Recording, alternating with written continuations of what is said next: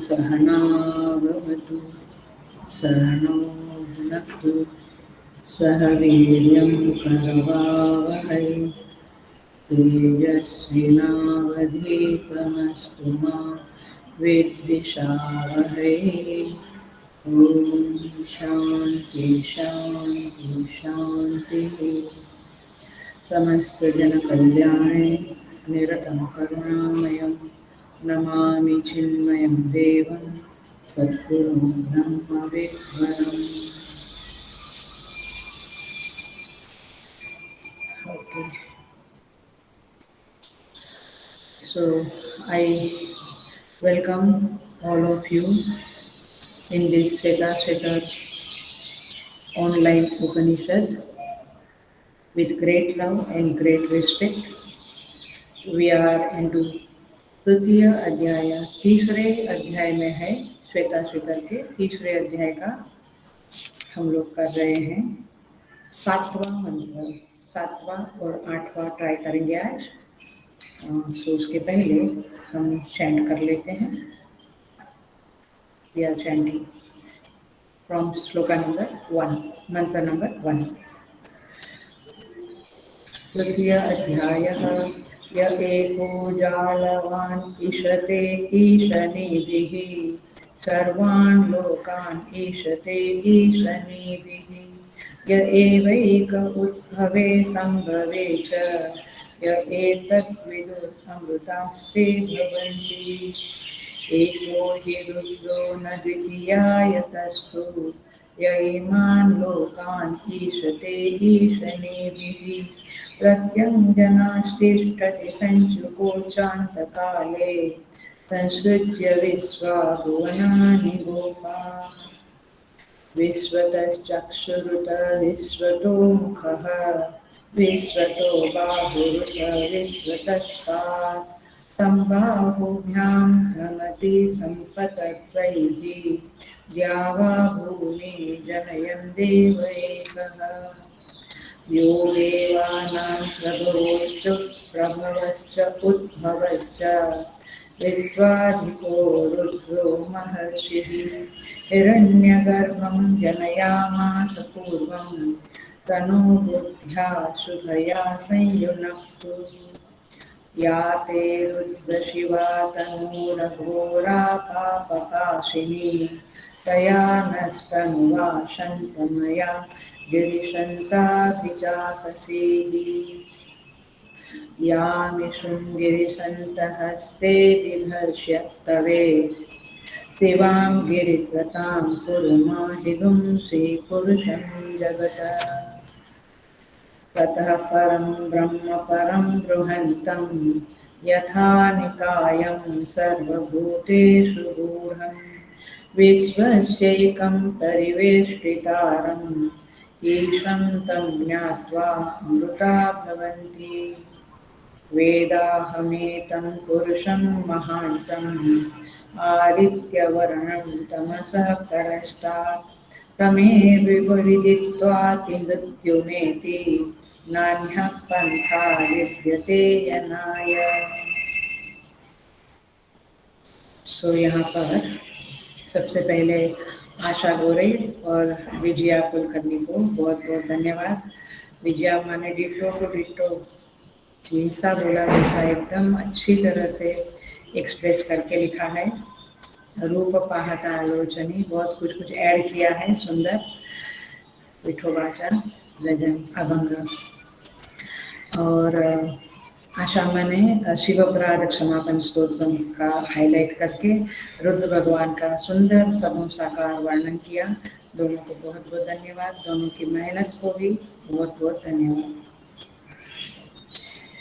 सो हमने पिछले क्लास में 5 और 6 नंबर का मंत्र देखा था, जिसमें हमने क्या देखा था? रुद्र का सगुण साकार रूप याद आता है ना? या ते रुद्र शिवा तनु रघोरा पापकाशिनी तया नस्तनुवा शंतमया विरिशंता विचारसी। भगवान शिव के सगुण साकार रूप का वर्णन किया गया था और प्रार्थना की थी कि आप हमारी तरफ कृपा दृष्टि से देखिए। ये निर्गुण निराकार को आप ये प्रार्थना नहीं कर सकते हैं, है ना? निर्गुण निराकार को प्रार्थना नहीं होगी, निर्गुण निराकार का रियलाइजेशन होगा, मतलब उनको उनका ज्ञान होगा, लेकिन सगुण साकार की आराधना होगी और उन्हें प्रार्थना होगी कि आप हमें कृपा दृष्टि से देखिए। और छठे मंत्र में कहा था कि आपके हाथ में ये जो बाण है उसको थोड़ा शांत कर दो, रक्षा करने वाला कर दो, हिंसा करने वाला न करो।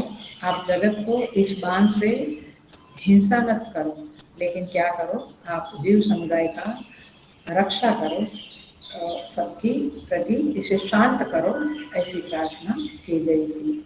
अर्थात यही कि आप हमारे प्रति कृपा बनाए रखें। सो आज का जो 7वां नंबर का जो मंत्र है वो जरा देखते हैं, पहले ट्रांसलेशन देखते हैं फिर डिटेल भी जानेंगे। ततः परम, ततः शब्द का अर्थ है, ततः माने उससे, परम माने परे, उससे परे माने किससे परे? जो पिछले मंत्र में जो जीव समुदाय कहा था, जगत कहा था, उस जगत से भी ये परे है। अब ये 7वें मंत्र में please remember, please pay attention, ये 7वें मंत्र में ऋषि परमेश्वर का निर्गुण निराकार रूप का वर्णन कर रहे हैं। आप याद रखना, 7वां और 8वां दोनों मंत्र निर्गुण निराकार रूप का वर्णन है। 6ठा और 5वां और 6ठा क्या था? सगुण साकार था, याद रखना। तो ततः आज हम सगुण साकार और निर्गुण निराकार के बीच का भेद भी देखेंगे और आगे भी कुछ देखेंगे। तो ततः परम, ये जो निर्गुण निराकार परमेश्वर है, ब्रह्म है, वो कैसा है? ततः परम, उस जगत से भी परे है, जीव समुदाय से भी परे है। नंबर 1 क्वालिटी ब्रह्म परम। ब्रह्म परम माने, यहाँ पे ब्रह्म माने सगुण ब्रह्म, माने हिरण्यगर्भ, हिरण्यगर्भ रूप से भी परे है। ये निर्गुण निराकार परमात्मा है, वो सगुण साकार से भी परे है। दूसरा, तीसरा शब्द है बृहंतम, बाद में देखते हैं। यथा निकायम सर्वभूतेषु, अर्थात सारे भूतों में, सारे प्राणियों में, यथा निकायम, उनके शरीर के अनुरूप होकर वह रहता है। मैंने एक गणेशपुरी का एक सूत्र जो वहाँ पे लगाया हुआ है मेन होल में, वो बताया था कि आपको वंदो, आपको पूजो, आपका ध्यान करो, आपका राम आप में आप जैसा होकर रहता है। ये वहाँ पे लिखा हुआ है। तो आपका राम आप में आप जैसा होकर रहता है, माने यथा निकायम, जिसका जैसा शरीर है उस शरीर में उनके जैसा होकर। अब ये समझना पड़ेगा, लेकिन अब ट्रांसलेशन तो कर ही लेते हैं। उनके शरीरों के अनुरूप होकर, किनके शरीरों के अनुरूप? प्राणियों के शरीरों के अनुरूप होकर वह रहता है। माने मनुष्य है तो मनुष्याकार में रहता है, चींटी है तो चींटी आकार में, ब्रह्म हाथी है तो हाथी के आकार में, इस तरह से रहता है। इस तरह से शरीरों के अनुरूप होकर गूढ़म, गूढ़म माने छिपा हुआ रहता है। विश्वस्य परिवेष्टितारम, संधि है विश्वस्य एकम परिवेष्टितारम, हम उठाते हैं विश्वस्य परिवेष्टितारम, संपूर्ण विश्व को परिवेष्टि माने सब ओर से घेरा हुआ, सारे विश्व को घेर कर वो परमात्मा रहता है। संपूर्ण विश्व को सब ओर से घेरे हुए। तम, तम शब्द कहाँ आया? चौथी लाइन में तम, तम माने उस पहली लाइन का बृहंतम लो, बृहंतम माने महान, सर्वत्र व्यापक, उस सर्वत्र व्यापक महान एकम, तीसरी लाइन का एकम शब्द है, विश्वस्य एकम, उस सर्वत्र व्यापक एकमात्र ईशम, ईशम माने देवम परमेश्वर, उस एकमात्र देव परमेश्वर को ज्ञात्वा अमृता भवन्ति, चौथी लाइन, ज्ञात्वा अमृता भवन्ति, जानकर ज्ञानी जन अमर हो जाते हैं, जानकर ज्ञानी जन अमर हो जाते हैं, माने जन्म मृत्यु के चक्कर से छूट जाते हैं। That's the understanding. So क्या हुआ, ये निर्गुण निराकार परमात्मा को जानकर अमृता भवन्ति, ऐसा लिखा है, सगुण साकार के को नहीं। So ततः परम, जीव समुदाय से परे, हिरण्यगर्भ से भी परे, शरीर सभी प्राणियों के शरीर के अनुरूप होकर, सारे विश्व को घेर कर छिपा हुआ यह परमात्मा, सर्वत्र व्यापक एकमात्र परमात्मा को जानकर अमृता भवन्ति, अमर हो जाते हैं। ओके, सो इस तरह से यहाँ पे परमात्मा के बारे में बताया गया है। ततः परम करके निर्गुण निराकार ब्रह्म का वर्णन किया गया है। प्लीज रिमेम्बर, पिछले दो मंत्रों में सगुण साकार का वर्णन था, इस मंत्र में निर्गुण निराकार का वर्णन किया गया है। देखिए, उसके आगे का भी हम ट्रांसलेशन कर ही लेते हैं। वेदाहमेतं पुरुषं महांतम आदित्यवरण तमसः परस्तात्, कहते हैं वेद अहम एतम पुरुषम महांतम आदित्य वर्णम तमसः परस्तात्, पहला शब्द लेते हैं तमसः परस्तात्, अविद्या अंधकार से अतीत माने अज्ञान से परे, आदित्य वर्ण माने स्वयं प्रकाश रूप, एतम महानतम पुरुषम, इस महान पुरुष को वेद अहम मैं जानता हूँ, अज्ञान से परे स्वयं प्रकाश परमात्मा को जो महान व्यापक है, इस महान पुरुष को परमेश्वर को मैं जानता हूँ। तम एव विदित्वा, उसे जानकर, एव माने ही, उसे जानकर ही, मृत्यु अति मृत्यु में थी, अति मृत्यु माने मृत्यु को अत्येति ऐसा शब्द है, अति मृत्यु में थी में अत्येति और मृत्यु, इस मृत्यु को उल्लंघन कर जाता है, माने इस परमात्मा को जानकर, जो पहले निर्गुण निराकार का 7वें मंत्र में है वही यहाँ पे थोड़ा ऐड किया है, अज्ञान से परे और स्वयं प्रकाश महान परमेश्वर को जानकर मृत्यु को उल्लंघन कर जाता है। और चौथी लाइन है बड़ी important, very very very important line है, अंडरलाइन करने जैसी है, नान्य पंथा विद्यते अयनाय, इसके सिवा, अयनाय माने उस परम पद की प्राप्ति के लिए, अयनाय उस परम पद की प्राप्ति के लिए दूसरा कोई मार्ग नहीं है।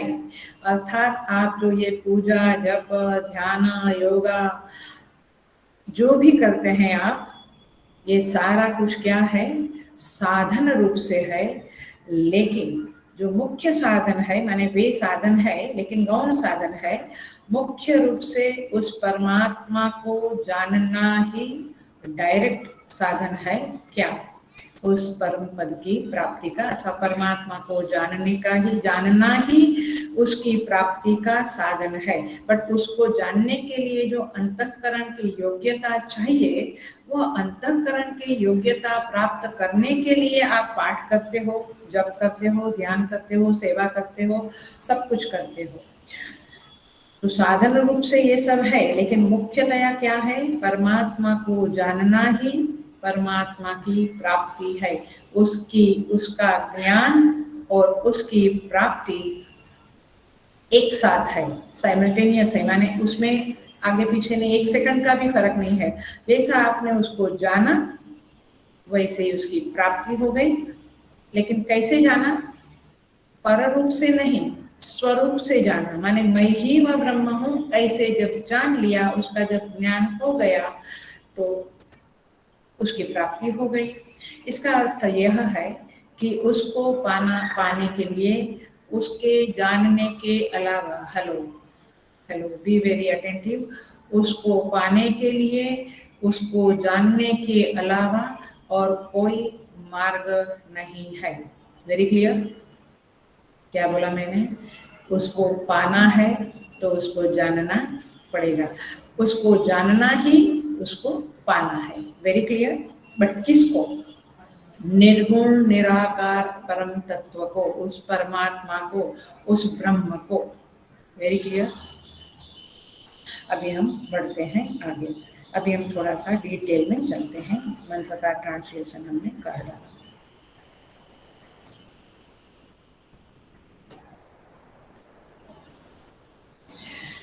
देखिए,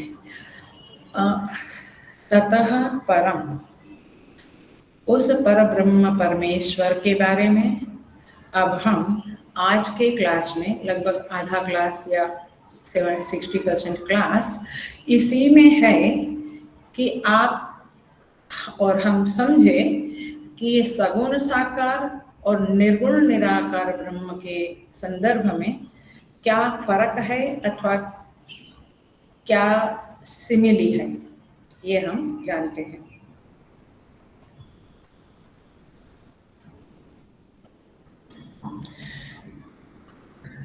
शास्त्र में मैं शुरुआत करती हूँ, थोड़ा सा एनालिसिस है, आप ध्यान से सुनिएगा।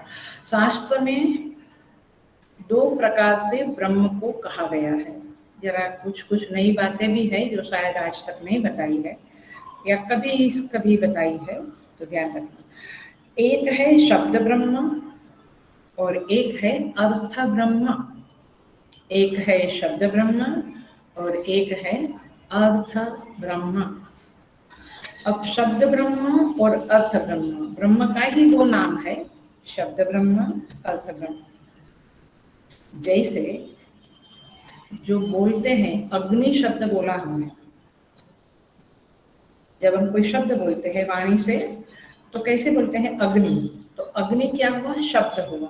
और जो जिससे खाना पकता है वो क्या हुआ? उसका अर्थ हुआ। अर्थ माने, मैंने बहुत बार कहा है, अर्थ माने मीनिंग नहीं, अर्थ माने उसका सिंबलाइज किसको करता है, वह चीज।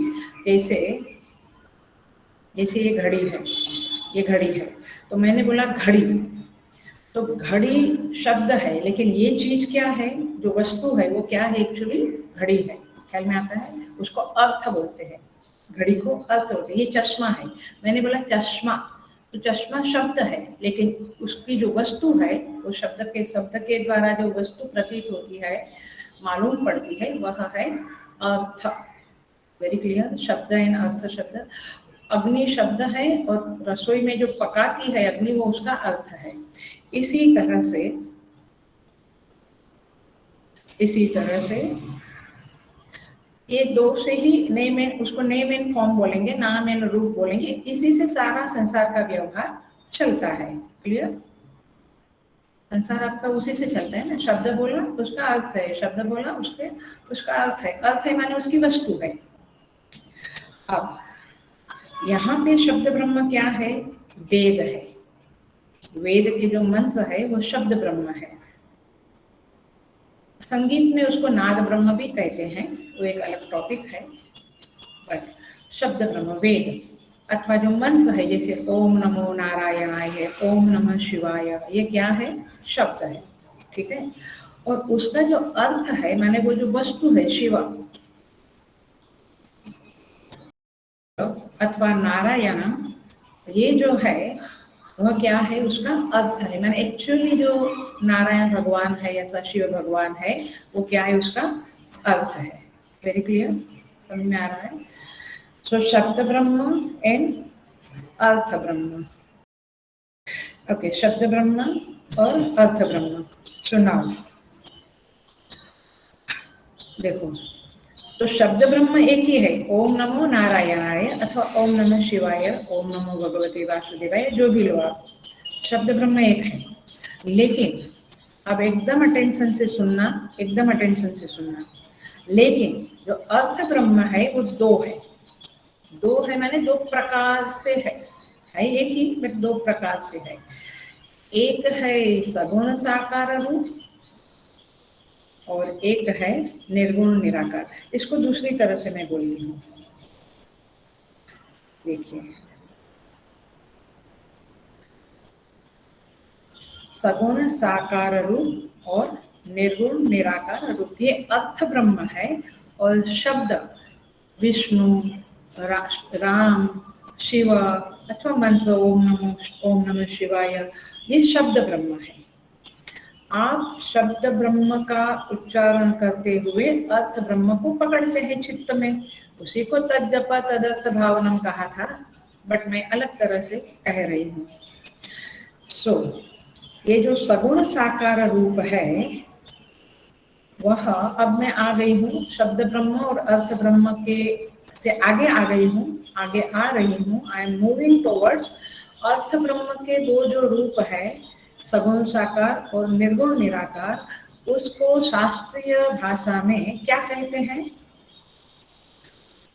अब शब्द ब्रह्म छोड़ना, सगुण साकार रूप है वो वाच्यार्थ है उस शब्द का, और निर्गुण निराकार रूप है वह लक्ष्यार्थ है। यदि ये समझेगा तो क्लास आगे का क्लास समझेगा, इसलिए फिर से बोलते हैं सगुण साकार रूप जो हमें दर्शन देते हैं प्रभु, माने संतों को दर्शन मिलते हैं अथवा विग्रह रूप में मंदिर में है, वो सगुण साकार रूप क्या है? उस शब्द ब्रह्म का वाच्यार्थ है, अर्थ, वाच्य अर्थ है। अर्थ ब्रह्म बोला ना, अर्थ ब्रह्म में दो भाग है, एक है वाच्य अर्थ, एक है लक्ष्यार्थ। तो ये वाच्यार्थ क्या है? सगुण साकार रूप, और लक्ष्यार्थ क्या है? निर्गुण निराकार रूप अथवा निर्गुण निराकार ब्रह्म। Very clear? अब देखो इसको अलग, तो आपको पहुंचना कहाँ है? निर्गुण निराकार में। ये मंत्र जो बोलता है कि ज्ञात्वा अमृता तम ज्ञात्वा अमृता भवन्ति, तो तम माने उस निर्गुण निराकार, उस लक्ष्यार्थ को पाकर आप जन्म मरण के चक्कर से छूट सकते हैं। केवल सगुण साकार का दर्शन किया तो नहीं छूट सकते हैं। पक्का समझ में आ रहा है? इसलिए मांगना क्या ये भी हम समझे। कभी कभी हम मांगते हैं कि मुझे आपका दर्शन चाहिए, मुझे आपका दर्शन चाहिए, वो ठीक है, वो सगुण साकार रूप है, लेकिन लक्ष्यार्थ क्या है? निर्गुण निराकार रूप ब्रह्म। जैसे मैं वाच्यार्थ और लक्ष्यार्थ को समझाने के लिए एक लौकिक एग्जाम्पल लेती हूँ जो वेदांत बोध में दिया हुआ है। वहां कहते हैं कि आपका घर कहाँ है, ऐसा संस्कृत में पूछते हैं, तो जवाब देते हैं गंगायाम घोषः, गंगा पे मेरा घर है, गंगा में मेरा घर है। तो गंगायाम घोष, घोष माने घर, माने मकान। तो गंगा में मकान है माने क्या? गंगा में मकान थोड़ा हो सकता है ना? तो गंगा में मकान माने गंगा तीर पे मेरा मकान है, ऐसा अर्थ होगा उसका। Are you clear? तो गंगायाम घोष में तो गंगा शब्द जो है वो सगुण साकार है, क्योंकि वो पहले जानना पड़ेगा कि गंगा का जल प्रवाह जो है वो उसका वाच्यार्थ हुआ, सगुण साकार नहीं, वाच्यार्थ हुआ। सगुण साकार तो ब्रह्म के संदर्भ में है। यहाँ गंगायाम घोष में गंगा शब्द का अर्थ क्या हुआ? गंगा जो जल प्रवाह है वो वाच्यार्थ हुआ, और गंगा तट जो है उस तीर के ऊपर, उस किनारे के ऊपर, उस तट के ऊपर जो घर है वो गंगा शब्द का लक्ष्यार्थ हुआ। Are you getting? ख्याल में आ रहा है? सो गंगा तट ये लक्ष्यार्थ हुआ, गंगा का जल प्रवाह ये वाच्यार्थ हुआ। तो यहाँ क्या करना पड़ता है? वाच्यार्थ को इग्नोर करके लक्ष्यार्थ को पकड़ना पड़ेगा। उसी तरह से, हेलो, उसी तरह से सगुण साकार की उपासना आराधना करते हुए, हेलो, मेरी शक्ल होके ये वाक्य को पकड़ लेना पड़ेगा, तो साधना एकदम मजबूत हो जाएगी, जबरदस्त हो जाएगी। वैसे सगुण साकार का आराधना करते हुए उस वाच्यार्थ को हटाकर, माने सगुण साकार को इग्नोर करके उस लक्ष्यार्थ को पकड़कर जब साधना होगी तो तम विदित्वा अमृता भवन्ति हो जाएगा। मतलब कि आप आप निर्गुण निराकार ब्रह्म पर आपकी अवेयरनेस चली जाएगी। तो वाच्यार्थ को इग्नोर करके लक्ष्यार्थ को पकड़ना है, ये साधना का एक बहुत बड़ा मर्म है। ये जनरली गुरुजन हमें समझाते हैं अथवा कहते हैं, जो 1 to 1 बताते हैं साधनाओं के मर्म, तब बताते हैं। सो वाच्यार्थ एंड लक्ष्यार्थ, शब्द ब्रह्म अर्थ ब्रह्म। शब्द ब्रह्म एक है, अर्थ ब्रह्म में दो है, वाच्यार्थ और लक्ष्यार्थ। अथवा वाच्यार्थ माने सगुण साकार ब्रह्म, लक्ष्यार्थ माने निर्गुण निराकार ब्रह्म। थोड़ा कुछ समझ में आता है? इंटरेस्टिंग है या नहीं है? Is it interesting? और क्योंकि आप साधना करते हैं और गहराई से करते हैं, ऐसा मैं समझकर ये सब बातें बता रही हूँ। इसको कैसे समझे? तो मतलब ये है कि आप, कई बार मुझे लोग कहते हैं हमें सगुण साकार में कोई इंटरेस्ट नहीं है, we don't believe in that, we are, हम तो निर्गुण निराकार की साधना करते हैं। तो आप क्या करते हैं, आप सोच लेना कि निर्गुण निराकार, पहले तो आपको क्लियर होना चाहिए कि वो ब्रह्म माने जो माने अर्थ ब्रह्म है, उसका लक्ष्यार्थ है, और अर्थ ब्रह्म का ही वाच्यार्थ है सगुण साकार। लेकिन दोनों एक है, क्या फर्क है इत्यादि हम इसी क्लास में आगे आगे देखते जाएंगे। तो आपको एक साधना का एक एनालिसिस होगा, एक क्लैरिटी आ जाएगी कि what are you doing by the way, and whether you are on a right way going ahead, या क्या हो रहा है। इस वाच्यार्थ और लक्ष्यार्थ को समझाने के लिए, क्योंकि कई बार क्या होता है कि लक्ष्यार्थ को पकड़ के बैठते हैं लोग, देखिएगा साधक लोग, क्योंकि मुझसे जो बातें होती हैं उसी के आधार पर मैं ये प्रवचन में बोलती हूँ, और वे कहते हैं सगुण साकार से कोई रिश्ता नहीं है। ऐसा नहीं होता है, रिश्ता नहीं है ये शब्द ठीक है, लेकिन फाइनली दोनों में क्या रिलेशनशिप है हम जानते हैं, आप जानिए ताकि पता चले। जैसे निष्तरंग समुद्र और तरंग युक्त समुद्र, आता है, क्लिक हो रहा है अंदर दिमाग में, क्लिक हो रहा है? नहीं। निष्तरंग समुद्र माने समुद्र में कोई तरंग नहीं है, और तरंग युक्त तरंगे है। क्लियर?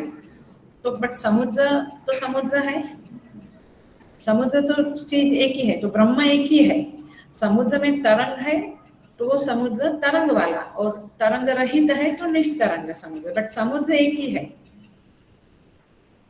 अब देखना, अब मैं जरा सा आगे बढ़ रही हूँ, 1 मिलीमीटर बाय मिलीमीटर। अब देखना, वो समुद्र है, वो तरंग वाला कैसे हो गया, किसके संयोग से हो गया? हेलो, किसके संयोग से हो गया? सो इजी, वायु के संयोग से, हवा के संयोग से हो गया। सो इजी, हवा के संयोग से वो समुद्र तरंग वाला हो गया।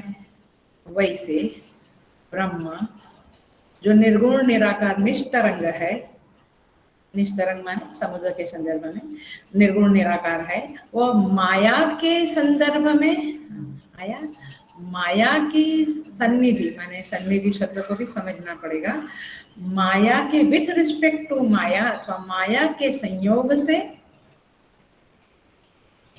संयोग अधिष्ठान अध्यस्त वाला है, हाँ जानने वाले जान गए होंगे, कोई संयोग वियोग नहीं होता है। सो माया के संदर्भ में संयोग से वह सगुण साकार बन गया, आया, क्योंकि माया आई तो नेम एंड फॉर्म आया, तो वो सगुण साकार बन गया, विष्णु शिवा गणेश अलग अलग अलग अलग रूप एंड नेम एंड फॉर्म वाला। और जब माया रहित हो गया, माया नहीं है, हट गई माया, तो वो निर्गुण निराकार हो गया। पकड़ में आ रहा है? तो आपको जो रियलाइजेशन होगा वो कैसे होगा? नहीं, शास्त्र ये मंत्र तो कहता है कि निर्गुण निराकार ब्रह्म को जानकर ही आपको अमृता भवंती, जन्म मरण के चक्कर से छूटेंगे। लेकिन आप ये चीजें जाने तब तो क्लैरिटी और आएगी ना कि सगुण क्या निर्गुण क्या, वो एक ही है।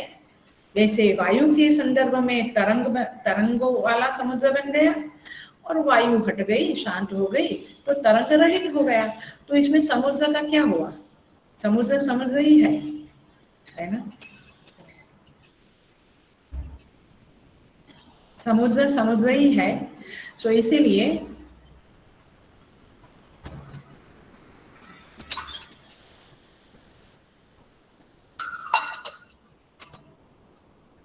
इसी तरह से ब्रह्म ब्रह्म ही है, सगुण ब्रह्म निर्गुण ब्रह्म। ख्याल में आ रहा है? Is it very clear?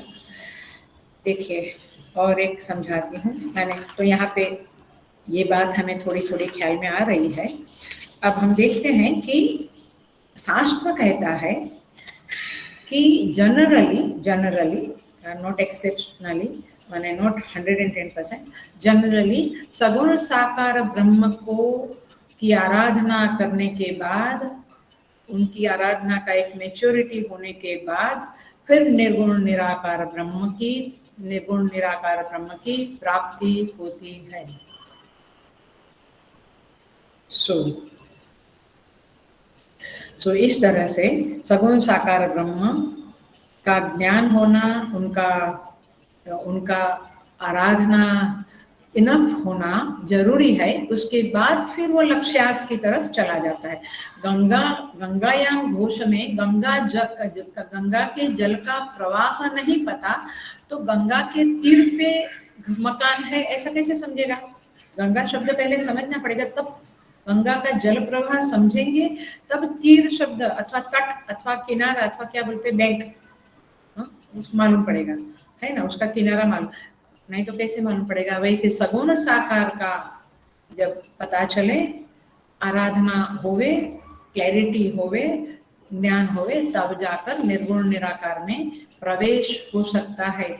इसलिए जो साधक लोग निर्गुण निराकार का ज्ञान प्राप्त करते हैं, ध्यान करते हैं, उपासना करते हैं, जो भी है वे जरूर समझ ले कि किस तरह से होता है, अथवा सगुण साकार वाले भी जान ले कि कैसे लक्ष्यार्थ की ओर जंप करना है, अवेयरनेस को शिफ्ट करना है, अगेन अवेयरनेस को शिफ्ट करना है। ये सारी टेक्निक्स है। साधना कोई मजा नहीं है, उसमें भी बहुत बुद्धि, बहुत चातुर्य, बहुत अटेंशन, बहुत अवेयरनेस, बहुत कुशलता चाहिए, तब जाकर साधना में प्रवीणता आती है, साधना में ग्रोथ होती है, आगे बढ़ते हैं। ओके, तो इसी बात का जो प्रमाण है वह है प्रश्नोपनिषद। प्रश्नोपनिषद में पहला ही प्रश्न, 6 प्रश्न है, पहले ही प्रश्न में पहला ही मंत्र है, तेह एते ब्रह्मपरा ब्रह्मनिष्ठा परम ब्रह्म अन्वेषमानाः एषः वै तत्सर्वं वक्ष्यति इति तेह समितपाणयोः भगवन्तं पिप्पलादम् उपसन्नाः। अर्थात ये जो 6 ऋषि है, प्रश्नोपनिषद में 6 ऋषि है, वे ऋषि कैसे हैं? देखिए, स्वामी जी हमेशा कहते थे कि उसी का अर्थ समाया होता है। तो देखिए, इसी उपनिषद में ये प्रमाण भी मिल जाता है आपको कि ये ऋषि कैसे है। ब्रह्मपरा माने सगुण साकार ब्रह्म में परायण थे, माने उसी में रमते थे माने they were meditating upon him। और ब्रह्मनिष्ठा माने उसी ब्रह्म में निष्ठ थे, तो वेद में निष्ठ थे। आप ब्रह्म शब्द को सगुण साकार भी ले सकते हैं और वेद भी ले सकते हैं। वे सगुण साकार की आराधना किए हुए 6 के 6 ऋषि परम ब्रह्म अन्वेषमाणाः, अर्थात वे निर्गुण निराकार ब्रह्म का अन्वेषण करने के लिए जिज्ञासु बने हुए थे। और वे कहाँ गए? कहते हैं वे पिप्पलाद मुनि हमें इसके बारे में बताएंगे, ऐसा सोचकर, ऐसी श्रद्धा के साथ पिप्पलाद मुनि के पास वे लोग पहुँचे। उपसन्नाहा, उनके चरणों में जाकर बैठे अथवा उनकी शरण में गए। सो तात्पर्य यह है कि सगुण साकार की आराधना किए हुए, यहाँ श्वेतर में भी बिगनिंग में है, सगुण साकार की आराधना किए हुए लोग, ऋषि लोग, मुनि लोग, साधक लोग ही परब्रह्म की माने निर्गुण निराकार की प्राप्ति के अधिकारी होते हैं। दूसरे भी होते हैं, देखेंगे, एकदम 110% नहीं बोलती हूँ मैं ये, मतलब कि बाकी के लोग भी होते हैं विदाउट सगुण साकार, बट उनके बारे में थोड़ा आगे आकर बोलती हूँ मैं। तो ये पक्का हो गया कि सगुण साकार की आराधना खूब करो, मैंने खूब साधना करे, खूब आराधना करे, तब जाकर परब्रह्म, निर्गुण निराकार ब्रह्म जो लक्ष्यार्थ है ब्रह्म का, वहां तक पहुंचने की योग्यता आती है। Is it very clear? तो देखिए, तो इसीलिए अब मैं जो सुना हुआ है आपका, उसी को लेकर आपको और प्रकाश डालती हूँ। इस क्लास में लगभग इसी के ऊपर चलेगा, ताकि आपको आपकी साधना की क्लैरिटी आए। हम बार बार ईशावास्य से कह रहे हैं तद जपः तदर्थ भावनम, अर्थात उनका जप करो, उनका नाम स्मरण करो और उनका अर्थ भावन करो, माने उनका ध्यान करो। तो ये है सगुण साकार के बारे में, क्योंकि सगुण साकार का ही ध्यान हो सकता है, निर्गुण निराकार का ध्यान नहीं होगा, अवेयरनेस होगी। तो यहाँ पे इसका ध्यान करो। ये सगुण साकार की साधना का मंत्र है, सूत्र है, फाउंडेशन है, I will tell like that. और निर्गुण निराकार के लिए क्या बोलते हैं बृहदारण्यक उपनिषद में? आत्मावारे द्रष्टव्यः, श्रोतव्यः, मंतव्यः, निधिध्यासितव्यः, ऐसा ब्रह्म, ऐसा बृहदारण्यक उपनिषद में कहते हैं। तो आत्मा का क्या करो? आत्मा के बारे में सुनो, मनन करो, निधिध्यासन करो, तब जाके वो निर्गुण निराकार परमात्मा का ज्ञान होगा। ख्याल में आता है? तज्जप तदर्थ भावना में क्या होगा? सगुण साकार के साथ आप जुड़ेंगे और श्रवण मनन निधिध्यासन से निर्गुण निराकार के साथ जुड़ेंगे। लेकिन but beauty but if you have not come into the contact with सगुण साकार, उसके बारे में कुछ नहीं पता है, तो सीधा श्रवण मनन निधिध्यासन करना बड़ा कठिन होगा, है ना? आप बैठ जाओ मनन करने, कितनी देर कर पाएंगे? श्रवण तो चलो हम लोग कराते हैं तो आप कर लेते हैं, श्रवण तो कर लिया, बट मनन और निधिध्यासन। इसलिए जब सगुण साकार की आराधना का बल होगा आपके पास, तब जाकर आप निर्गुण निराकार की साधना कर सकेंगे, अथवा तो उस लक्ष्यार्थ के सन्निधि में आ सकेंगे। आगे बोलते हैं, तो ये परमात्मा का जो लक्ष्यार्थ है निर्गुण निराकार, वो कैसा है? कहते हैं, वो शास्त्र में उसके लिए शब्द दिया है अनुपमेयम। अनुपमेय है, उपमेय नहीं है, उसकी उपमा हो नहीं सकती है, माने वो वैसा का वैसा है। जैसे शिव जी का वर्णन करते हैं शिव पुराण में, विष्णु पुराण में विष्णु जी का, तो उपमाएं देते हैं एक दूसरे से, तो स्तुति के लिए निंदा करते हैं दूसरों की, वगैरह वगैरह, वो पुराणों की अलग बात है। लेकिन यह जो अनुपमेय शब्द है, मैंने उस निर्गुण निराकार की कहीं पर भी उपमा हो सकती नहीं है, इसीलिए उसको समझना बहुत कठिन है। इसीलिए अर्जुन क्या कहते हैं गीता के 11th चैप्टर में 43 नंबर का श्लोक है, पितासि लोकस्य चराचरस्य त्वमस्य पूज्यश्च गुरुर्गरीयान् न त्वत्समोऽस्ति अभ्यधिको कुतोऽन्यः लोकत्रयेऽप्यप्रतिम प्रभाव। कहते हैं कि हे प्रभु, आप जगत के चराचर जगत के पिता हो, आप गुरु हो, आप पूज्य हो, आपके समान ही कोई नहीं है, तो आपसे अधिक तो कौन हो सकता है? तात्पर्य यह है कि आपके जैसे आप ही है। तो निर्गुण निराकार ब्रह्म जो है, उसके कंपैरिजन में कुछ भी नहीं आ सकता है, ये बात हमें ध्यान रखनी है। इसीलिए जनरली हम ध्यान करते हैं, बातें करते हैं, तो कहीं ना कहीं उपमा होती है, उसके आधार पे हम बातें करते हैं। लेकिन यहाँ पे आपको कैसा सोचना पड़ेगा? निर्गुण निराकार को कोई आपके पास उपमा नहीं है। सो यहाँ तक ये बातें हो गई, सगुण साकार निर्गुण निराकार।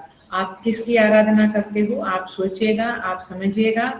लेकिन एक पद्धति जो है वो ये है कि पहले सगुण साकार को पकड़ के फिर लक्ष्यार्थ की तरफ जाना है। तो अभी प्रश्न ये आता है कि सगुण साकार को कैसे पकड़े हम, सगुण साकार का ध्यान कैसे करें? हमने तो उसको कभी देखा नहीं है। तो देखिए, तो हमें यहाँ पे सहारा लेना पड़ेगा शास्त्रों का, उपासना शास्त्रों का, अर्थात वेद का जो उपासना कांड है, उसके जो मंत्र है 16,000 उसका सहारा लेना पड़ेगा या कर्मकांड का पहले सहारा लेना पड़ेगा। तो वहां पे कहते हैं कि सगुण साकार परमात्मा का रूप हम जानते नहीं है, बट उसमें जो वर्णन किया हुआ है कि शिवलिंग ऐसे बनाना है, यज्ञ कुंड ऐसे बनता है, देवी की मूर्ति, देवी का विग्रह ऐसे होता है, उसमें हाथ में क्या क्या है, मैंने भगवान शिव का ये रूप है तो त्रिशूल है, गले में सर्प है, ऐसा जो रूप का वर्णन किया हुआ है वही वर्णन सटीक है और वही वर्णन आधार है, प्रमाण है। उसी प्रमाण का सहारा लेकर उसके मुताबिक पैंट और शर्ट में शंकर भगवान को नहीं देख सकते आप। नहीं नहीं, मैं तो वैसे ही, मैं मेरी तरह से ध्यान करूंगा, नहीं होगा। और उनको बिल्व पत्र ही चढ़ेगा, तुलसी नहीं चढ़ेगी, नहीं चढ़ेगी, नहीं चढ़ेगी। ख्याल में आता है आपको? बिल्व पत्र भगवान शिव को चढ़ेगा। तो जो वर्णन उपासना शास्त्र में जैसा बताया गया है, जैसा आदेश दिया गया है, उसके मुताबिक ही जब हम उपासना करेंगे तब हमारी उपासना फलीभूत होगी। तात्पर्य यह है कि सगुण साकार का ध्यान कैसे करें, हमने तो उनको देखा नहीं है, लेकिन जिन ऋषि मुनियों ने देखा है और जिन्होंने उनका वर्णन किया है उस पर श्रद्धा रखो। गुरु वेदांत वाक्य आदि सुविश्वास इति श्रद्धा, सत्य बुद्धि अवधारणा, उनमें सत्य बुद्धि रखो।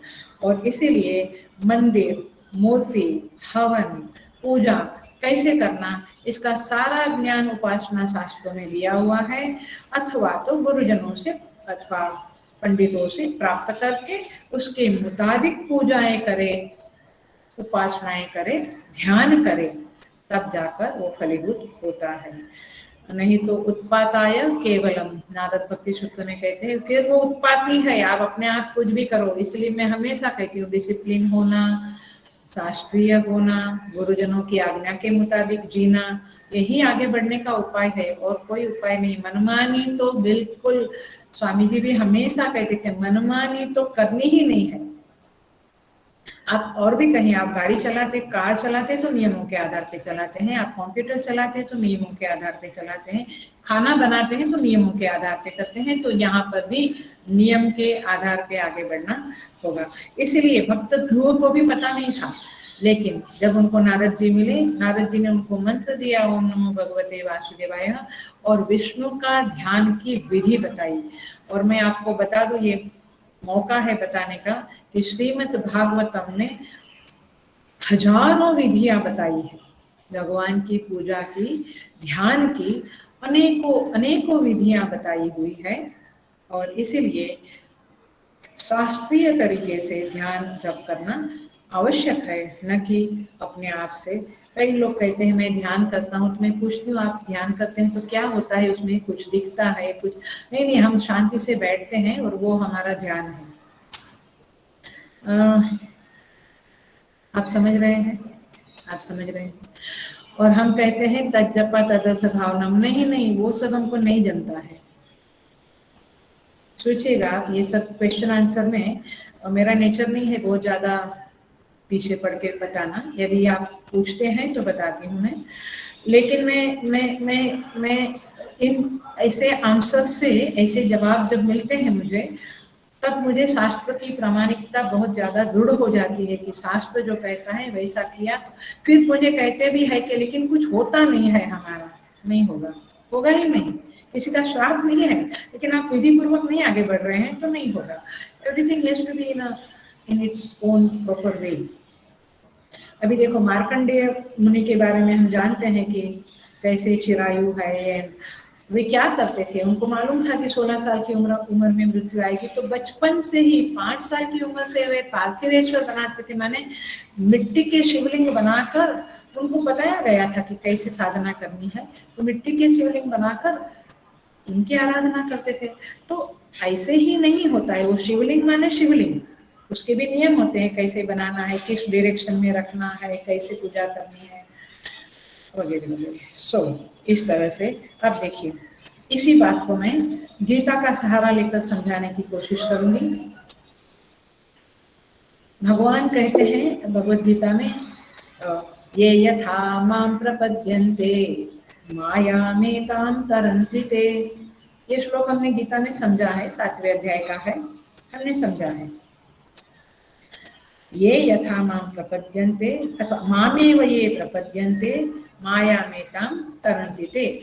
माम एव ये प्रपद्यन्ते, उसका अर्थ आज मैं खोल रही हूँ इस संदर्भ में। ये बात शायद उस समय नहीं बोली होगी, अब खोल रही हूँ। माम एव ये प्रपद्यन्ते का अर्थ है जो मेरी शरण में आता है। शरण में आता है माने क्या? शरण में आता है माने उनका ध्यान करता है। जो जिसकी शरण में है वो उसका उसका ध्यान उसको सहज होता है ना, होता है कि नहीं? हम जिसकी शरण में है उसका ध्यान हमें हमेशा होता है। बच्चा माता पिता की शरण में है तो वो बालक को माँ बाप ही हमेशा दिखते रहते हैं, चित्त में उनका ही ध्यान होता है। टीचर है, गुरुकुल में है तो गुरु का ध्यान होता है। तात्पर्य ये है, भगवान श्री कृष्ण कहते हैं पहले मेरे सगुण साकार रूप का ध्यान करो, मेरी शरण में आओ। मामे व ये प्रपद्यन्ते माने मेरे सगुण साकार का ध्यान करो, तब जाकर माया में ताम तरन्ति ते, तब माया से आप मुक्ति पा सकेंगे। Are you getting the point? माया से मुक्ति पा सकेंगे माने तब आप लक्ष्यार्थ के निर्गुण निराकार ब्रह्म को पा सकेंगे। इसका अर्थ ही है कि माया से परे जाएंगे आप। नहीं तो दर्शन तो ध्रुव को भी दिया था, ध्रुव जी को भी दिया था, उसके बाद राज्य किया वगैरह वगैरह, फिर माया में ताम तरन्ति थे बाद में हुआ। इस तरह से अब हम क्वेश्चन करते हैं जो आपके चित्त में चल रहा होगा, जिसको मुझे ख्याल में आता है कि फिर शास्त्र में बताया है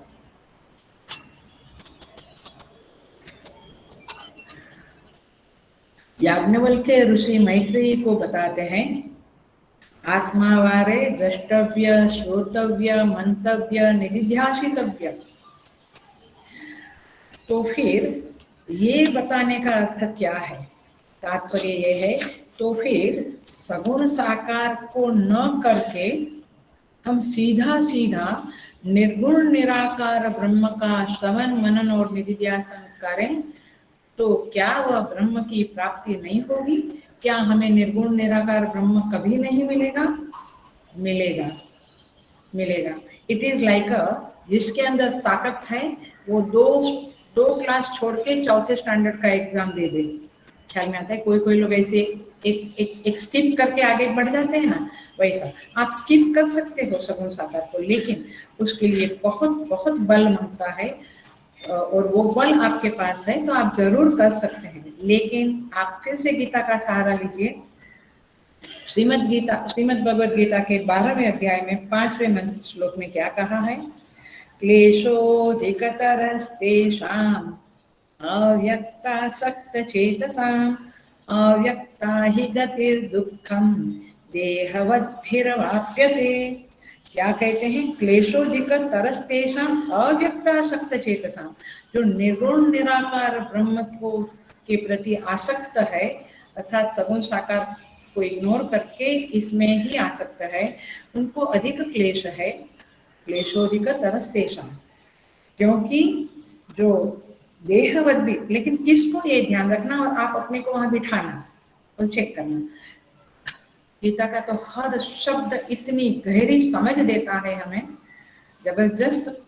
एक एक शब्द को शांति से चूइंग करेंगे, समझेंगे, खोलेंगे तो पता चलेगा कि साधना का मर्म पता चलेगा और साधना कैसी चल रही है ये भी पता चलेगा। यहाँ पे एक इम्पोर्टेंट शब्द है, महत्व का शब्द है, वह है देहवद्भिः। देहवद्भिः माने देहाभिमानियों के द्वारा, माने आपके अंदर देहाभिमान है। देहाभिमान माने देह में, BMI में आसक्ति है, बॉडी माइंड इंटेलेक्ट में अपने आसक्ति है, तादात्म्य भाव है, इसको कहेंगे देहवद्भिः। देहवद्भिः देहाभिमानियों के द्वारा यदि अव्यक्त की आराधना या साधना, चिंतन मनन सीधा सीधा करने जावे सगुण साकार के स्टेप के बगैर, तो क्या होगा? गति दुख पूर्वक प्राप्त की जाती है। मैंने आपको मिलेगा वो लक्ष्यार्थ, लेकिन बड़ा दुख पूर्वक, बड़ा क्लेश पूर्वक। जबकि सगुण साकार के साथ साथ आप निर्गुण में प्रवेश कर जाएंगे तो बड़ा ही इजी होगा। कैसे? इसको एक बड़ा लौकिक टाइप से बोल रही हूँ मैं, लेकिन समझाने के लिए मैं बोल रही हूँ। आप अपना डिसाइड करना, अपना साधना पक्का करना, और where you stand according to you go ahead. देखिए रामचरितमानस में कागभूषुंडी जी और गरुड़ जी का संवाद है,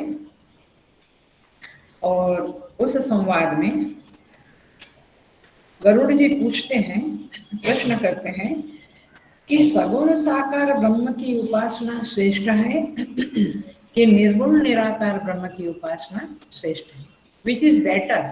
अब ये बेटर वाला मामला तो हम लोगों में आएगा ही आएगा, क्या बेटर है वो मैं कहूँ। तब जवाब मिलता है कागभूषुंडी जी के द्वारा, सगुण ही अगुण ही नहीं कछु भेदा, गावहि मुनि पुराण बुध वेदा। कहते हैं सगुण और अगुण माने सगुण और निर्गुण में कोई भेद नहीं है। कौन सा एग्जाम्पल याद आ रहा है आपको? समुद्र का, तुरंत बोलना चाहिए, समुद्र का एग्जाम्पल याद रखो। सगुण ही अगुण ही नहीं कछु भेदा, सगुण और निर्गुण में कोई भेद नहीं है। समुद्र का एग्जाम्पल दिया था ना, पक्का कर लो चीजों को। गावहि मुनि पुराण बुध वेदा, पुराण मुनि वेद सब कहते हैं कि दोनों में कुछ भेद नहीं है, क्योंकि माया के संदर्भ में सगुण, माया रहित तो निर्गुण। तो देखिए जो लोग सीधा निर्गुण निराकार ब्रह्म की प्राप्ति के लिए प्रयत्न करते हैं उनका कैसा है और सगुण साकार वालों का कैसा है, एकदम लौकिक टाइप से एग्जांपल दे रही हूँ। सब आप विजुअलाइज कीजिए कि राम जी का दरबार है और सीता जी बाजू में विराजमान है वामांक में, और राम जी के दरबार में तो ऐसा नहीं होता था, बट दरबारों में जनरली डांस वगैरह, नाच नृत्य गान वगैरह होता रहता है।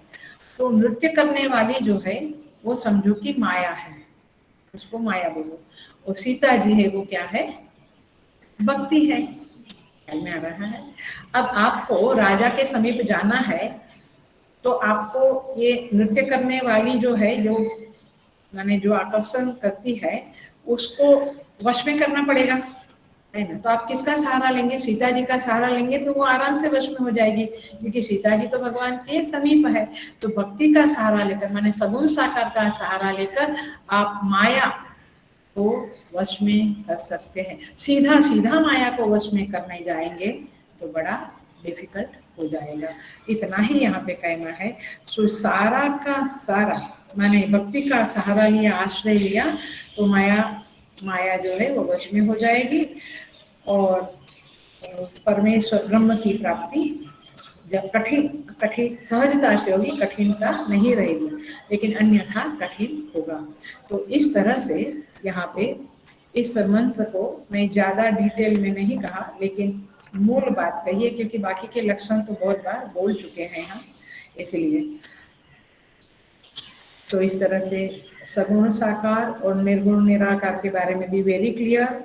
उपनिषदों का सहारा लिया हमने, प्रश्नोपनिषद में भी कहा कि सगुण साकार की आराधना में परायण लोग, उसमें रमण करने वाले लोग अब निर्गुण की उपासना के बारे में, निर्गुण ब्रह्म को जानने के बारे में आते हैं। मतलब वे मजबूत है, वे बलवान है। किस तरह से बलवान है? सगुण साकार का आराधना किए हुए लोग हैं। और गीता भी बताती है क्लेशोधिकतरस्तेषाम् इत्यादि इत्यादि हमने समझा।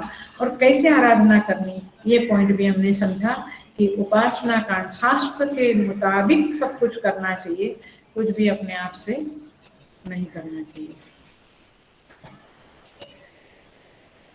अब हम देखते हैं, आगे जाते हैं। 8वां नंबर का मंत्र है, थोड़ा सा ही देखेंगे, देख पाएंगे, लेकिन ठीक है। कहते हैं वेदाहमेतं पुरुषं महांतम आदित्य वर्णम तमसः परस्तात् तमेव विदित्वा अतिमृत्युमेति नान्य पंथा विद्यते अयनायम। और कोई रास्ता नहीं है परम पद की प्राप्ति के लिए, किसके बिना रास्ता नहीं है? तमेव विदित्वा, उस निर्गुण निराकार ब्रह्म को, ब्रह्म के लक्ष्यार्थ को जाने बिना सगुण साकार की प्राप्ति हो गई तो भी आपको मुक्ति नहीं है। समझ में आता है? मुक्ति तो तब है जब उस निर्गुण निराकार, बट निर्गुण निराकार का वर्णन क्या है? पिछले मंत्र में देखा ततः परम ब्रह्म परम वगैरह वगैरह। इस मंत्र में 3 लक्षण है, मार्क कर लो, नोट कर लो। पहला लक्षण है महानतम पुरुषम, महान पुरुष है। पहला लक्षण है महान पुरुष, दूसरा लक्षण है आदित्य वर्णम। क्या लक्षण है? आदित्य वर्णम। वे कैसे हैं?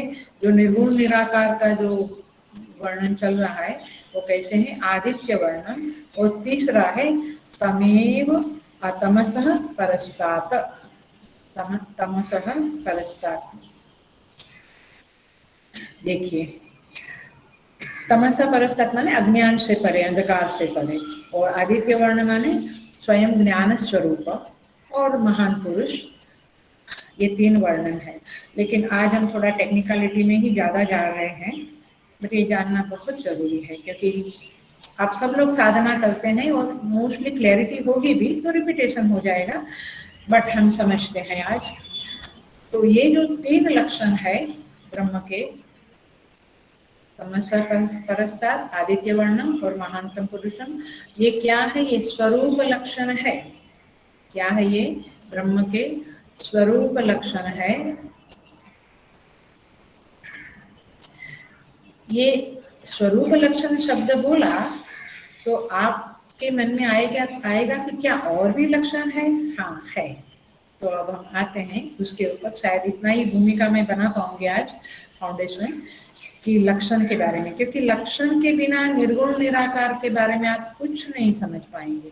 क्या सोचेंगे आप? कुछ लक्ष्यार्थ बताते हैं तब पता चलता है। तो देखिए, एक है लक्षण, दो प्रकार का होता है। एक है तटस्थ लक्षण और एक है स्वरूप लक्षण। किसी भी वस्तु का बारे में दो लक्षण है, तटस्थ लक्षण और स्वरूप लक्षण। ये आपको शायद याद होगा और मैंने बताया भी है। तो देखिए, अब एग्जाम्पल दूंगी तो याद आ जाएगा। अभी एक है शाखा चंद्र न्याय। शाखा चंद्र न्याय माने पेड़ की डाली है, कोई जंगल में गए हैं, दो चार मित्र गए हैं, एक को चंद्रमा दिखा, दूसरे को चंद्रमा आकाश में नहीं दिख रहा है। तो उसने एक, तो जिस मित्र को दिखता है उसने क्या कहा, ये पेड़ की डाली के बीच में से देखो, दो हाथ ऊपर देखो, चंद्रमा दिखेगा है। तो पेड़ की जो डाली दिखाई, वो डाली वो चंद्रमा का क्या बना, माने तटस्थ लक्षण। ख्याल में आता है? तो वास्तव में क्या दो हाथ ऊपर है? नहीं, लेकिन वो जो बताया कि दो हाथ ऊपर देखो तो आपको चंद्रमा दिखेगा। तो ये है चंद्रमा का तटस्थ लक्षण। तो चंद्र दर्शन हो गया, हो तो गया ही, तटस्थ लक्षण से चंद्र दर्शन तो हो ही गया उसको। लेकिन ये तटस्थ लक्षण है। लेकिन आकाश में जो हंस की तरह प्रकाशमान जो नक्षत्र है, वह सबसे अधिक प्रकाशमान जो हंस की तरह नक्षत्र है वह चंद्रमा है, ऐसा कहा। तो वो लक्षण क्या हुआ? प्रकाशमान और हंस की तरह, हंस के आकार का, शक्ल का क्या हुआ? स्वरूप लक्षण। ख्याल में आ रहा है? तटस्थ लक्षण ख्याल में है, दो उंगली पेड़ की डाली के ऊपर, और ये उसी में जो लक्षण है वो है हंस के शक्ल का जो नक्षत्र है वह चंद्रमा है। तो इस तरह से ये लक्षण है। अब देखिए, और एक लक्षण भी दिखाते हैं। जैसे कोई कहते हैं देवदत्त का घर किधर है, गांव में ढूंढ रहा है, तो किसी ने कहा देखो देखो वो जो मकान के ऊपर कौवा बैठा है ना, वो कौवा जिस मकान पे बैठा है वो मकान देवदत्त का है। लेकिन वो लक्षण जो है वो तटस्थ लक्षण है। तटस्थ माने तट के ऊपर, माने वो वस्तु के अंदर नहीं है, वो उसका अलग लक्षण है। कौवा उड़ भी जा सकता है, लेकिन वो जो गेरुए कलर का मकान है, बाकी सारे मकान सफेद रंग के हैं अथवा येलो रंग के हैं, पीले रंग के, लेकिन गेरुआ रंग का जो मकान है वो देवदत्त का है। तो गेरुआ रंग का मकान क्या हो गया? स्वरूप लक्षण। Are you getting the point? तो इस तरह से एकदम माने टोटल नहीं है, जो स्टार्ट के रूप नहीं है, लेकिन इसको आपको समझना है तो मैं और समझाती हूँ। जो लक्षण समझ लो, तटस्थ लक्षण और स्वरूप लक्षण, ये बात हम क्यों कर रहे हैं? ये बात इसलिए कर रहे हैं कि हम सगुण साकार की आराधना करें या निर्गुण निराकार की आराधना करें, तो दोनों में क्या फर्क है वो समझने के लिए ये सारी बातें समझ रहे हैं। क्योंकि अब जो लक्षण शुरू है, रुद्र का जो मंत्र था वो सगुण साकार का था, अब जो शुरू हुआ है वो निर्गुण निराकार का है। नहीं, हमने श्वेता क्षेत्र तो 3-4 दिन में हमने सीख लिया था, हमने पढ़ लिया था। वो पढ़ना अलग होता है और मंत्र को ढूंढ ढूंढ के उसके अंदर की गहराई को छू कर स्पर्श कर करके जो समझना है वो अलग होता है। इसलिए हम ऐसे ही समझें जैसे हमारे आचार्य ने, स्वामी जी ने हमें समझाया। तो देखिए, अब एकदम ध्यान से सुनना, और एकदम ध्यान से सुनना कि कैसे हम समझें। जो लक्षण वस्तु के स्वरूप में रहे, जो लक्षण वस्तु के स्वरूप में रहे और वस्तु को लखाए, लखाए माने इंडिकेट करे, सूचित करे, बताएं, जताएं। लखाए माने बताएं, जताएं, इंडिकेट करे, सूचित करे, उसे स्वरूप लक्षण कहते हैं। वस्तु के स्वरूप में रहकर वस्तु को इंडिकेट करता है, बताता है कि वस्तु ये है, उसको कहेंगे स्वरूप लक्षण। और जो लक्षण वस्तु के स्वरूप से अलग रहे, जो लक्षण वस्तु के स्वरूप से अलग रहे, जैसे हम कहते हैं ये इनकी वाइफ है, जैसे गीता मानी सुब्रमण्यम जी की वाइफ है, वो तटस्थ लक्षण है। लेकिन जो मंदिर का सारा कुछ देखती है, माने जो टोटल जिनके ऊपर जिम्मेवारी है, तो फिर उसका नाम पड़ गया स्वरूप। काइंड। तो जो लक्षण वस्तु के स्वरूप से अलग रहे और फिर वह फिर भी वस्तु को लखाए, बताए, उसे तटस्थ लक्षण कहते हैं। वस्तु में है और वस्तु को बताते हैं वो स्वरूप लक्षण, वस्तु से अलग है और फिर भी वस्तु को बताता है वो तटस्थ लक्षण। वस्तु से अलग है और वस्तु को बताते हैं वो तटस्थ लक्षण, वस्तु में है और वस्तु को बताते हैं वो स्वरूप लक्षण। तद भिन्ने सति तद बोधकत्वं तटस्थ लक्षणं, तद भिन्ने सति तद बोधकत्वं तटस्थ लक्षणं, तद अभिन्ने सति तद बोधकत्वं स्वरूप लक्षणं, तद अभिन्ने सति तद बोधकत्वं स्वरूप लक्षणं। अब देखो, अब हम आते हैं, दृष्टांत सारे दिए, अब दाष्टान्त की ओर आते हैं। मैंने एग्जाम्पल दिए, अब मूल दाष्टान्त की तरफ आते हैं, और दाष्टान्त है ब्रह्म। अब देखिए, ब्रह्म का जो तटस्थ लक्षण है वह क्या है, एक हल्का सा एग्जाम्पल देती हूँ। जो ब्रह्म सूत्र का सूत्र है, जन्माद् यस्य यतः, जिसके द्वारा ये जगत की उत्पत्ति हुई, अथवा तैत्तिरीय उपनिषद भृगुवल्ली, यतो वा इमानि भूतानि जायन्ते येन जातानि जीवन्ति येन प्रत्यभि संविशन्ति तद्विजिज्ञासस्व तद्ब्रह्म इति। तो ब्रह्म कौन है? जिसके द्वारा वो उन्मित्त है, माने जिनसे जगत की उत्पत्ति होती है, जिनके द्वारा जगत का पालन होता है, जिनमें जगत फिर से उपसंहृत होता है, माने लय हो जाता है। ये हुआ तटस्थ लक्षण। बहुत डिटेल में नहीं जाती हूँ, तटस्थ लक्षण। लेकिन स्वरूप लक्षण क्या हुआ?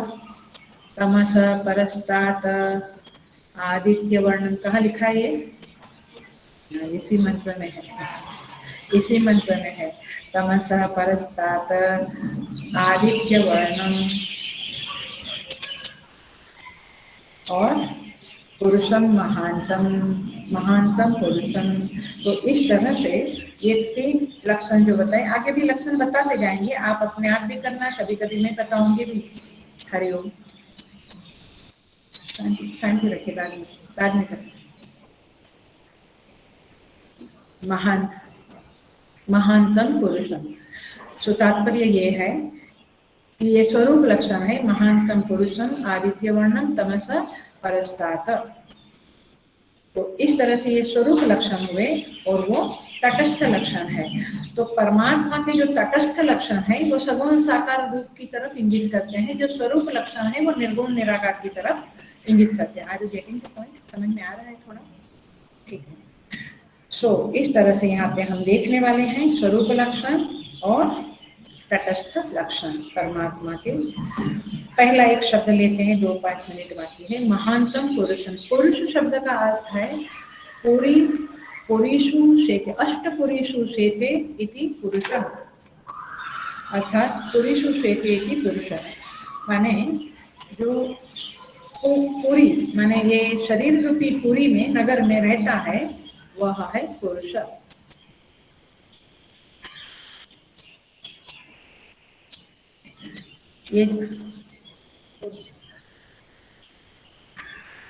ये जो चल रहा है पुरीषु शेते इति पुरुषः, तात्पर्य ये है कि 8 प्रकार की पुरी बनाई गई, नगर बताया है। नगर कैसा है? 8 प्रकार का नगर है। तो 8 प्रकार का नगर माने अपना शरीर ही है, जहाँ पे ज्ञानेंद्रियां, 5 ज्ञानेंद्रियां, 8 पुरी। हाँ, तो एक पुरी क्या है? ज्ञानेंद्रिया। दूसरी पुरी क्या है? कर्मेंद्रिया। फिर पंच प्राण, ये तीसरी पुरी है। अंतःकरण, ये चौथी पुरी है। फिर अविद्या, 5वीं पुरी। कर्म, 6ठी पुरी। वासना, 7वीं पुरी। और स्थूल शरीर, 8वीं पुरी। ये अष्टपुरी में ये परमात्मा, ये पुरुष जो रहता है, सोता है। वैसे शेते माने सोता है। ये नगरी में जो सो रहा है, ये शरीर रूपी, वैसे सिंपल में कहो तो शरीर रूपी नगरी में जो सो रहा है वो पुरुष। सो रहा है का अर्थ होता है निश्चेष्ट भाव से रहता है, साक्षी भाव से रहता है, दृष्टा भाव से रहता है, उसे कहते हैं पुरुष। महानतम का अर्थ होता है व्यापक। जो व्यापक पुरुष है, जो सर्वत्र व्यापक है, वो महान शब्द का अर्थ है। तो महान पुरुष, तो ये जो लक्षण है वो स्वरूप लक्षण है। ख्याल में आता है? यहाँ तटस्थ लक्षण नहीं है कि बदल गया। ख्याल में आता है? दत्तात्रेय भगवान के बारे में कहते हैं कि कभी गिरनार में है, कभी कहाँ है, तो माने तटस्थ लक्षण है अलग अलग, लेकिन स्वरूप लक्षण माने व्यापक है, स्वरूप लक्षण है। अथवा सभी प्राणियों के नगरी में, शरीर रूपी पूर्व में वो रहता है, ये व्यापक लक्षण है उसका, ये उसका स्वरूप लक्षण है निर्गुण निराकार का। तो इस तरह से आपको समझना है, क्योंकि यहाँ पे ये लक्षण विशेष लक्षण है।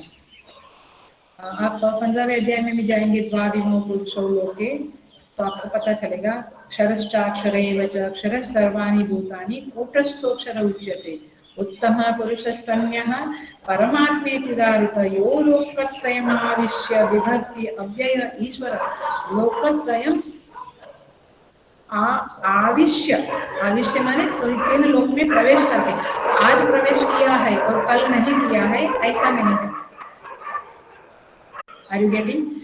अभी प्रवेश किया, कल प्रवेश नहीं किया, चले गए, उनको मूड नहीं आया, ऐसा नहीं, हमेशा प्रविष्ट है। कभी नगरी में भी वो प्रविष्ट है, जगत में प्रविष्ट है। तो ये है परमात्मा का पहला लक्षण, जहाँ पे चेतन रूप, साक्षी रूप, दृष्टा रूप और सर्वत्र व्यापक है। ये है पहला लक्षण। दूसरा लक्षण है आदित्य वर्ण, स्वरूप लक्षण है, स्वयं प्रकाश स्वरूप है। थोड़ा सा उसके बारे में नेक्स्ट टाइम समझेंगे। और तीसरा लक्षण है अज्ञान से परे, माने अज्ञान से परे का अर्थ ये है, तो ज्ञानी महात्मा पुरुष भी अज्ञान से परे है, लेकिन ज्ञानी किस समय में अज्ञानी था, राइट? उन्होंने साधना करके बहुत तपस करके ज्ञान प्राप्त किया, लेकिन परमात्मा अज्ञान से परे है का अर्थ है कि वो सदा ज्ञान स्वरूप है। तो इस तरह से ये दोनों लक्षण हम बाद में फिर से थोड़ा सा देखते हैं, फिर आगे के मंत्रों में प्रवेश करेंगे। आज यहाँ तक हम देखते हैं। तो आपने पहला देखा सगुण साकार निर्गुण निराकार के बारे में, और दूसरे मंत्र में, ये 8वें मंत्र में देखा तटस्थ लक्षण और स्वरूप लक्षण। आप किस लक्षण के द्वारा उस परमात्मा को प्राप्त करने की साधना कर रहे हो, इसको सोचिएगा। और साधना का रास्ता, पथ तो यही है कि सगुण से निर्गुण की तरफ जाओ। शायद आपको सगुण बहुत ही इजी है और पिछले जन्मों में बहुत पक्की साधना की हुई है, और निर्गुण में आपको सहजता लगती है, तो मोस्ट वेलकम इन निर्गुण, बट मार्ग तो यही है। के ऊपर विचार करना। हम और भी आगे, अब जो आगे बताऊंगी मैं, तो अब उसका डिटेल नहीं बताऊंगी क्योंकि फाउंडेशन बना लिया है मैंने। अब आगे के मंत्रों में जो स्वरूप लक्षण होंगे उसको हम खोलते जाएंगे, तटस्थ लक्षण होंगे उसको खोलते जाएंगे, ब्रह्म के लक्षणों को। और 21 मंत्र है इस तीसरे अध्याय में, उसको हम देखते जाएंगे। भगवान साधना के बारे में हम सबको प्रकाश दें, और सही समझ दे, सही मार्गदर्शन करें अंदर से ही परमात्मा। यही प्रार्थना के साथ आज का प्रवचन यही हम समापन करते हैं। ओम पूर्णमिदं पूर्णात् पूर्णमुदच्यते पूर्णस्य पूर्णमादाय पूर्णमेवावशिष्यते। ओम शांति शांति शांति। हरि ओम। श्री गुरुभ्यो नमः। हरि ओम।